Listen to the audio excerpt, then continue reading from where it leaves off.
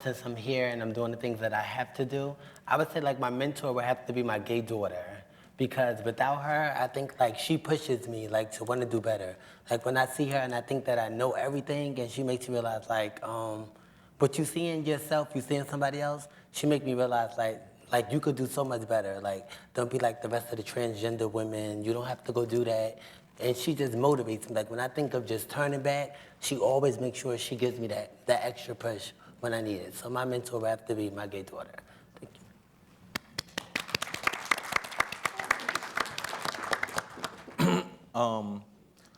Typically in the gay subculture, when you come out the closet, usually are assigned what they call gay parents. And your gay parents, somehow the universe brings them to you. You're gonna get them.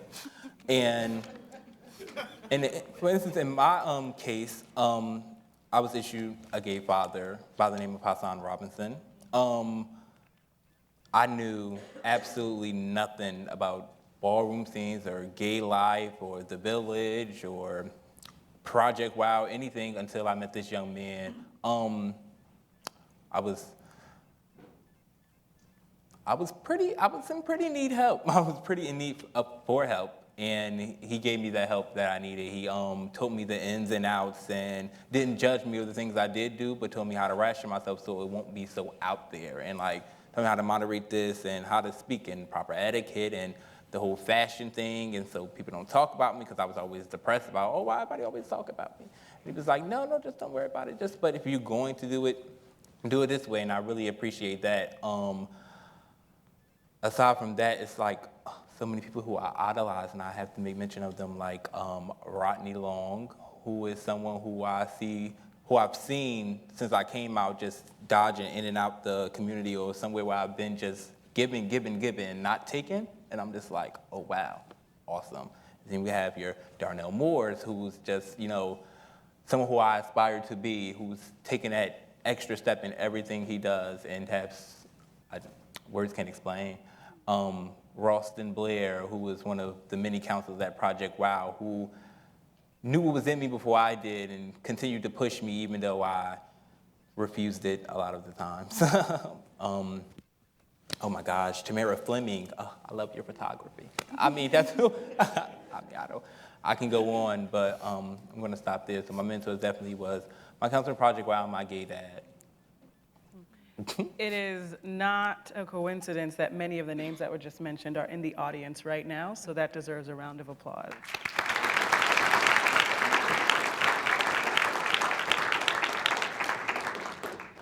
Give another shout out. I don't know how I could forget Darnell. So I just want to give him another round of applause. I feel so ashamed of myself for forgetting this man who came into my life my senior year in high school, who I met in this very room, at this very table. I was invited to speak about LGBT concerns in Newark's education system with a conference that was organized by Darnell. And when the universe brought us together, there have just been great, beautiful things that have happened since then. And yeah, this man has truly been like an inspiration, a mentor, a friend, a brother, a sister, a brista, as we say. Just a wonderful person. Shout out to the annual Safe Spaces Conference. Look out soon for a date near you. So let's talk a little bit about religion and the role that religion, if it had, played a role in your life and in your family's life, and any affiliations that you have now, and any conflicts that may have emerged. Let's start with Tarell. Okay. Well, like I made mention earlier, my mom was Muslim and my grandma was Christian. So I went from church to reading the Quran and kind of flip-flopped a lot, mainly because I wanted acceptance from both of them. At the end of the day, I think I came to terms with just believing in a higher power, and I believe that living in that type of chaotic situation, what it did teach me is how Eli is to not judge people on different religions and things like that, because they would go back and forth about how this is right and this is wrong, and I just sit in the middle like, well, why can't we do this and compromise and bada bing, bada boom, everybody's happy. And be like, oh. And then, so like, that's the one thing it taught me by living under a roof with like so many different religions. Currently, I'm now a Christian. So, and I'm really happy with that. So I currently don't identify with an organized religion. I do identify as, sort of a spiritual person who believes in a hodgepodge of a bunch of different New Age stuff. But I was raised, my mother was never really religious at all. But my grandmother comes from Southern Baptist Church. And so for a while, I did go to church with her. But when I went to church with her, church taught me how to be gay. And we all know, when you look at the choir and, the dudes in the choir singing higher than the girls, everyone accepts and embraces them. They may be, what you call them, a little funny or he different, but, people collectively accept in their own coded words that person is gay. And so just the flamboyancy of the African American Baptist tradition really resonated with me. Like I would go to church and I would just like really sit there, like the preacher would be preaching, I wasn't really listening, I was just like looking around the room, clocking what everybody was wearing. They brought out some fierce fits for church. So until I got older and got bored with church, that was sort of what I appreciated. And then a couple of my uncles are Muslim, so I practiced Islam for a while. But then when I started to just question organized religion, I stopped believing in an organized religion, and sort of wanted to get away from these religious ideologies and doctrines that said I shouldn't exist. And so I had a friend who was Buddhist. I tried that for a minute. Didn't really work for me. And something that actually resonated with me from the earlier panels that will really sort of describe my religion is that self-love is sort of what I believe as in a religion, which a lot of the panelists earlier spoke about. And I truly believe that inside each and every one of us, we have a love, a beauty, a god, a goddess that we need to remember and embrace and share with other people. And we can't find that externally. We can't find that in another man, another woman, from a friend, from a place, from an item of clothing. We really have to find that in each and every one of ourselves because we have it in us. And everything that we do in life should reflect that and should help us bring out that inner beauty so that we can, share it with each other. So that's my religion. All right.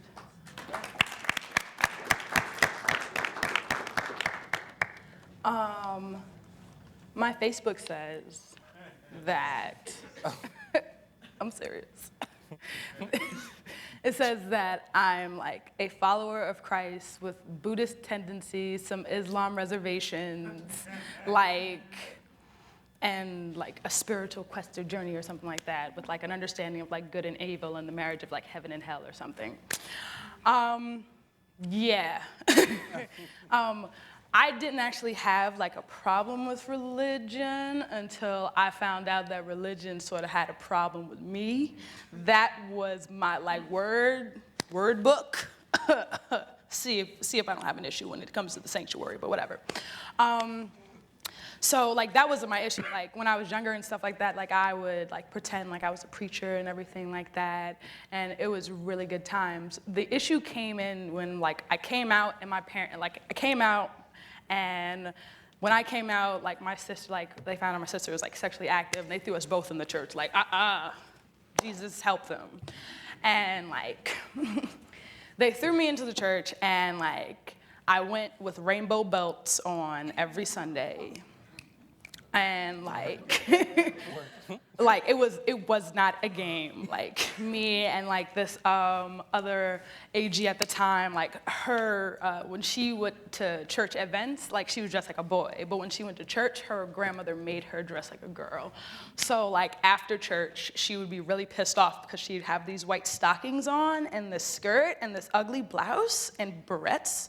And like, I looked older, so we would walk down. I would go get a Lucy, and we'd walk up and down smoking, like trying to look cool and everything like that, you know? Because of course, I had like this really cool, like knee-length, like chocolate jacket that went with my only tan outfit that I wore to church, and made me look so much older when I wore it. But anyway, and like my parents tried to take me to Bible study and everything, and I remember that they took me to Bible study, and we got on like Sodom and Gomorrah, Levitical Code, whatever. And I was like, so you believe being gay is wrong. So you're telling me I could be a good person. I can, you know, help others, you know what I'm saying? Love my neighbor like I love myself. And you're telling me that I'm still gonna go to hell because of how I love. And like, the women who were in my all women's Bible study group said yes. And I promptly got back into the car with my mom and I said, if you take me back to this Bible study again, we can't come back to this church.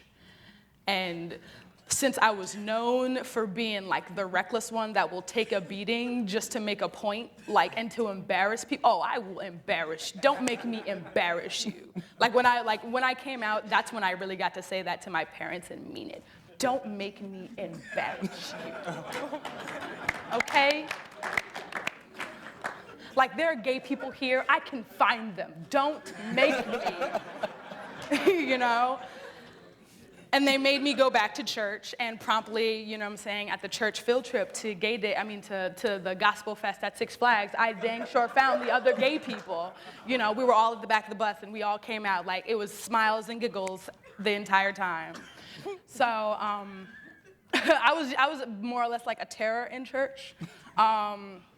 And then I went on the Equality Ride, which was a social justice bus tour through the South, where we went to conservative, faith-based institutions to speak to them about their discriminatory policies towards their LGBTQ students. And that's when, like, the religion conversation it wasn't like religion, this is something that someone is using against me. It was like religion, this is like a doctrine that people believe in that has caused, like, irreparable damage and pain to members of my community. I need to learn, I need to know more about this work. I need to know why I can go to one church and talk to one pastor and they say one thing, and I can go to another church, I talk to another pastor, they say something totally different.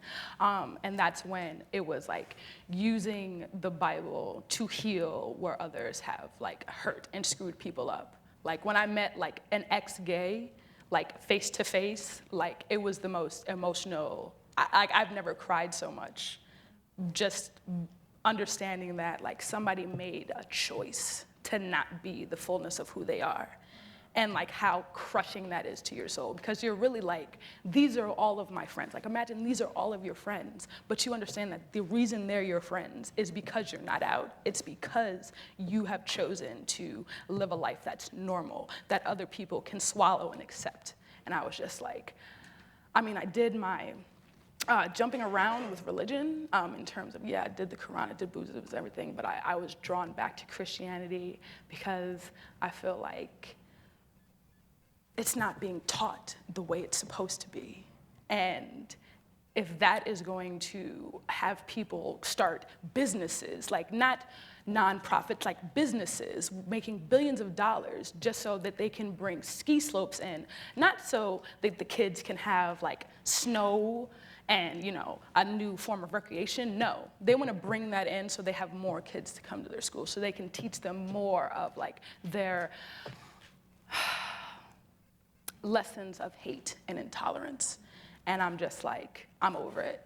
I'm sorry. Like, and that's kind of one of the things, like, I don't necessarily see myself as like, this is the Bible, it's the word, breathed, everything. But I do understand like, this is an awesome book of stories that has been used to inspire people. And if you look at it from its historical and its cultural context, you find a greater understanding of what the word revolution means, a greater understanding of who Jesus was in the context of that time and forever and all. And you understand that the Bible, Jesus, love, revolution, let's make change happen. Let's speak truth to power. Let's like show the hypocrisy of their laws and be like, you know what? You're in a financial crisis right now, but you're saying that gay people can't be married. You understand how much of a marketing boom there would be if gay people can get married? Hello? We would put the business to shame. We would like single-handedly flip this economy, but they don't want our money because you know what I'm saying, of what we do in like closed doors, but they want our fashion advice. They want our, you know what I'm saying,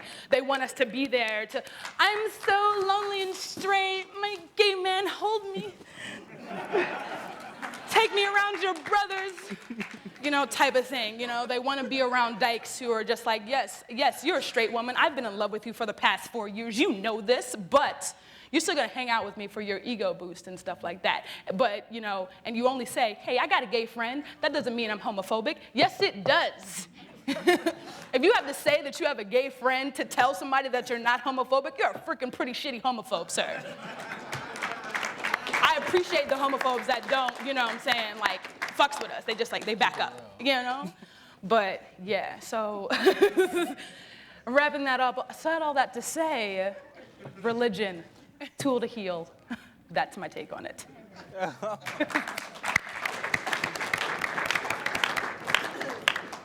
I would like to say that growing up in like a Christianity home, I would have to say like the church was like a safe place. I forgot to leave that out. Cause like all my sisters was in church. We was like 6 and 7. We used to know what time to meet up to go downstairs when the pastor was about to preach or whatever. So I basically wanted to be like, yeah, like church was like basic, like my grandmother, she made me go to church every Sunday. It wasn't no yes, it wasn't no. It was like go, close out Saturday night, blizzard, church. She didn't care. If we were sleeping in church, she didn't care. Her main thing was to look good, everybody, church. So we basically was just church stuff. I used to get dressed. I used to never want to buy new dress clothes because every year they get smaller and smaller. So I just used to go and go and go and go. And then one day she noticed like me and this boy, we just started hanging together. Like she just used to watch it. She used to say, why you hang out with Miss Jerry, little grandson? I say, it's my friend. She said, yeah, he look like he's gonna be gay. And I said, why you say that? And then she said, yeah, because you're going to be gay too, I bet you. And I used to be like, no. So then one year, like she knew like at the summer camp, she knew like they was going to teach like a certain lesson. I guess the pastor already, because they was like on the ministry board. So I guess the pastor knew like to send like the young boys to like this little church, little retreat thing or whatever. And they was talking about like how gays couldn't, like it was like an abomination against Christ and all that stuff.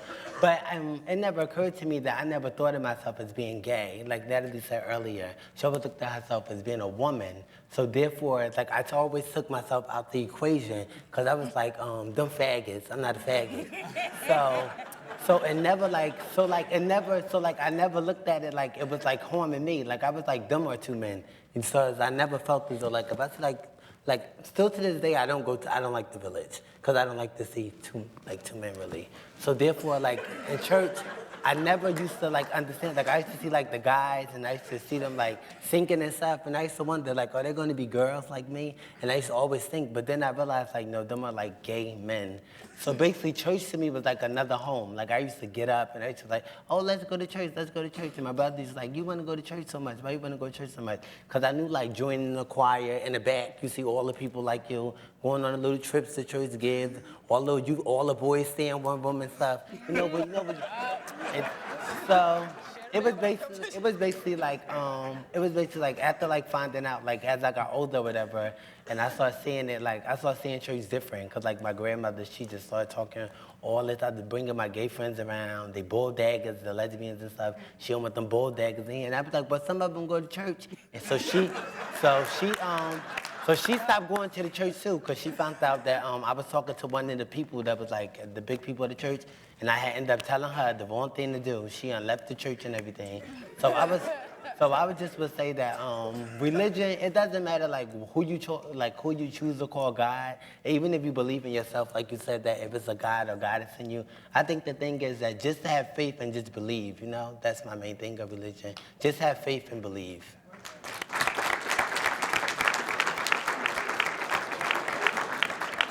So we listened to the baby boom generation panel talk about, did I hear all right now? Talk about Murphy's and talk about Zanzibar. We heard the middle generation talk about going to New York City and seeing Murphy's and Zanzibar clothes. Here in Newark today, where does the LGBT youth community go to have fun, places and spaces to party, to get entertainment? Where are the spaces now here in Newark? Is it the Raven now? No, the globe. I thought they called it the Raven. The brownstone. Don't whisper now. You know what I'm saying? No, we trying to figure out like term. It was the Globe, Brownstone. but then it changed. I thought to the Raven, and then it was the Globe. Brownstone. What is the? Brownstone. I thought it was the Globe. I think it's still the Globe. I don't know. No, brownstone. The Brownstone. You sure? Yeah, something. That's what it's called, the brownstone. Okay. Right? I think you can call it either or. That's what it's saying. The brownstone, AKA the globe. It's like Omar. You know what I'm saying? When Nick's was open, I would go and I would mingle, get a drink, I would dance a little bit, might even get a number. It's just I don't know where to go now. You talk about Nick's a little bit. What is Nick's? Nick's is a spot on Central, and it had Central Avenue, and it had gay night on Fridays. Yes. Clap if you've been there. I've seen you.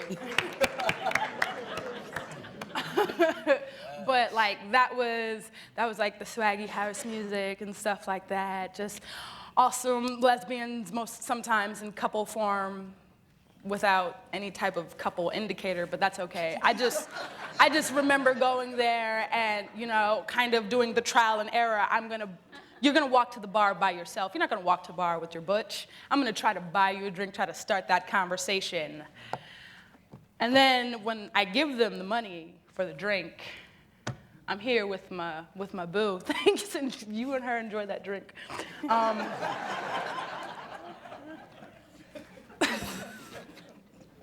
I'm thankful though because, you know, I went to Nick's and I got to experience a whole bunch of beautiful lesbians, and I went there with some gay men, and that was good times too. Shut that place down, and yeah, good times. Nick's, June, where are we going now? All right, show up on Facebook. Where did that? 'Cause I wasn't. I was a very big fan of Mentors, the Globe, and when I wanted to do things that were of age, Project Wow, you know, like spades and things. Nowadays, I will say, as far as the youth is concerned, when it comes to partying and things like that, there's not a lot of spaces that can accommodate all the different types of gays. So what had happened is each individual clique of gays would probably do their own shindig and probably do what they would do a hotel party or a friend's house and turn that into the atmosphere that they would want, so they don't have to be around so many other things that they have to get adjusted to. So that's what's been going on a lot lately. So Robert Treat, anyone? That was the place. We're gonna make it happen. I never really found a place in Newark Word. to party. Like, you know, the Pier, Christopher Street, those are like, you know, iconic landmarks and, you know, like gay mythology when you're from this area. But it's like a myth now because of like the gentrification that's happened. I remember the first time I went to, when I was in high school, we would go to the Pier and there would be no one there but us. Or, you know, we walk up and down Christopher Street, we wouldn't see too many people. Like, if you're not of age, you know, and you don't have access to like bars and clubs, it's like really nowhere to go. But I've now had the chance to, experience Chi-Chi's, before they shut it down. You know, Secrets isn't that big of a secret. You know where Secret's at. A lot of gay clubs and bars in New York. Well, like years ago, I used to party at the Globe when it was like on Broad Street or whatever. But like now, like the trans community, we made me go to the Pacemaker on Lyons Avenue, the strip club. So it's really interesting. Yeah. We're gonna talk later. Yeah. Oh, yeah. They're I nice. just wanted like I don't know. I remember like watching kind of gay movies and like straight movies and stuff like that, and kind of just like imagining and kind of wishing for like this big, beautiful queen to come and kind of see me walking down Christopher Street or in the Village or something like that, and like sweep me up with like a fabulous line and like a hair flip and shit, and kind of just like introduce me to like the gay clubs and stuff like that, and kind of like be my ticket in, because it's like if you don't have a fake ID or somebody to get a fake ID from because Valley Fair closed, like you really, you know, I mean, it's kind of like you really are kind of just at the mercy of whatever party you can find on like Downlink or something like that, or like whatever social networking thing they on it now, because I don't go on Downlink anymore. Too many bad experiences. But anyway, and I feel like that in itself is kind of like, that breaks it off, because it's kind of like, I remember hearing from other gay people, like gay youth and or young adults and stuff like that, like they were kind of taken those places by their like older gay friends or like to-be mentors and stuff like that. And they kind of were introduced to the safe way to enjoy the gay scene and the not so safe way to enjoy the gay scene and everything like that. Guys, what? Drugs? Oh, hi. Oh, I'm sorry, plug, my bad. Very smooth, Jason.